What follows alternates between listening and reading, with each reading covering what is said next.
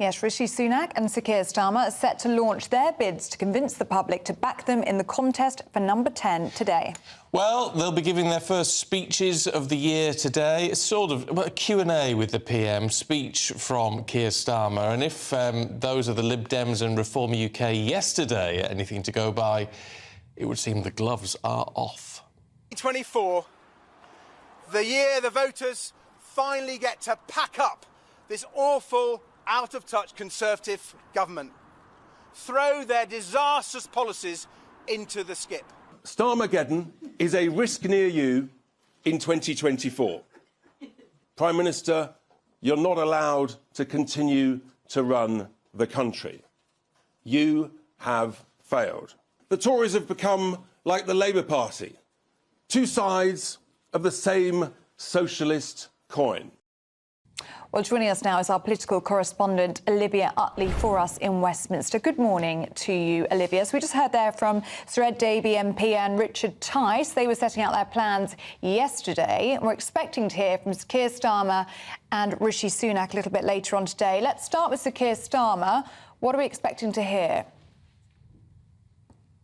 Well, it sounds like it's going to be a pretty sort of stirring speech from Keir Starmer. What the Labour Party is worried about in the next election isn't that there's going to be a huge swell of support for the Conservatives. At this stage, almost no one thinks that's very likely, but that people won't bother to go out and vote for Labour. Keir Starmer himself is seen as a bit of a beige character. People say he sort of doesn't have that much charisma. And in somewhere like Uxbridge, where Labour were set to win a by-election, the Conservatives ended up actually edging in because it became a referendum about ULEZ. It became all about one local issue. And that's a bit of a problem for Keir Starmer. People might not bother to go out and vote Labour at the election, particularly if this ends up being a really long, drawn-out election campaign. If the election ends up being in September, October, November, as lots of people are suggesting it could well be, people might just be bored by the time that we get there. So Keir Starmer today will be saying, no, there is a chance for hope. You've got to go out and vote for me. He'll also be talking about the economy. That's set to be the sort of substance, the crux of his speech. He'll say that he isn't just expecting to fight an election on the economy, he wants to fight an election on the economy. Now, that's really important because traditionally, Labour is on tougher ground when talking about the economy. It's safe when it's talking about the NHS and about public services. But when it's about, handing money back to people, living within our means, the Conservatives tend to be more trusted. Keir Starmer is trying to turn that image around. He's been speaking to lots of business leaders. He's presenting himself as a sort of Blairite, sensible on the economy, easy does it. He might talk about tax cuts, which would also suggest that he's keen to steal the clothes from the Conservatives. He wants to show that Labour isn't the Labour of old, the Labour of the Jeremy Corbyn years. It's in fact the Labour of even older, the Labour of the Tony Blair years. So that's what we're expecting to see from Starmer. More of the same, really, but perhaps a little more stirring than we've seen before. Something to get people out of their chairs and into the polling booths on election day. What about the Tories in all of this, then? Because there's a tremendous amount of infighting. There's still people wanting to, on the back benches, wanting to move into number 10. There's all this talk about a pact with Farage and Reform UK. I mean, there's all this hoo-ha going on. How does the Prime Minister calm all that down?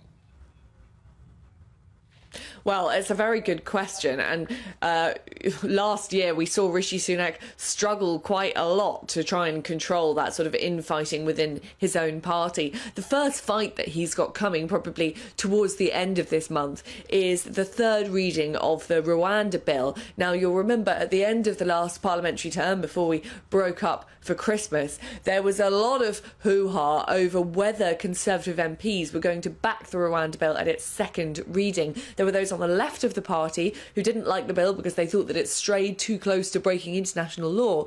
And there were those on the right of the party who didn't like the bill because they thought it didn't go far enough. They thought that there were too many loopholes in it and that migrants would end up coming to the UK and we would be unable to deport them. Rishi Sunak still has that to contend with. He has got to try and keep everyone on side at the same time. How does he do that? Well, he seems to think, and the team around him seem to think, that what he's got to do is to keep talking about those 5 pledges that he made in January 2023 and try and persuade his MPs, first of all, but the public more generally, that he is making progress and that it's worth sticking with the Conservatives so essentially they can finish what they've started. And there is some progress being made in some areas. Inflation has been halved, as he promised. The economy is set to grow later in this decade, although not before a general election, unfortunately, for Rishi Sunak. The boats are being slowly dented. There's a dent in the number of people coming over, 30% fewer in 2023 compared to 2022. So that's the sort of argument we will see Rishi Sunak making in the weeks and months to come. Stick with me. I've started something. I want to finish it. I'm the best man for the job. OK, Olivia Utley there for us in Westminster. Thank you very much indeed.